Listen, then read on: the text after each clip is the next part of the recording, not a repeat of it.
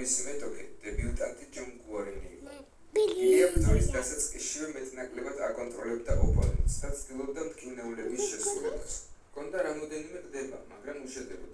1 წუთსა და 40 წამზე სახიფათო მდგომარეობაში აღმოჩნდა, სადაც კარიერაში პირველად ძლიერი წნეხის ქვეშ მოექცა. 45 წამზე ილია კუთხეს უყურებდა და თითქოს ხილით რაღაც ანიშნა, მაგრამ საბედნიეროდ ბრძოლა გაგრძელდა და პირველი რაუნდი ასე დასრულდა.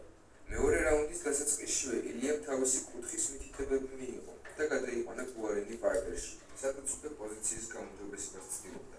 მეტოქე ბევრად უფრო დაკვლილად გამოიყურებოდა და ილიას დომინაციაც აქ დაიწყო. დაძაბულ ორთაბრძოლაში ილიამ ხელი კარგად ამოავალო მეტოქეს და ძირს დაარღვია.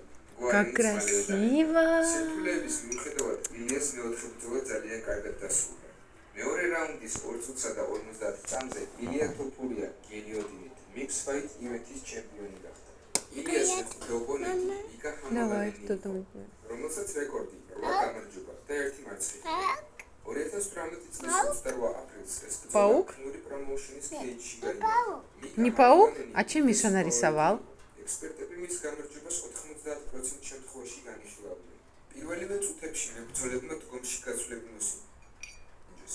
უკვე ამ მეხუთე ბრძოლაში ილიასგან იგრძნობოდა თავდაჯერებულობა და საბრძოლო სტილების შერევა, სადაც ის კრივის კომბინაციებს უფრო თავდაჯერებაზე გაიმყარა პოზიცია, საიდანაც ბრაიან ბულანმა ვეღარ შეძლო.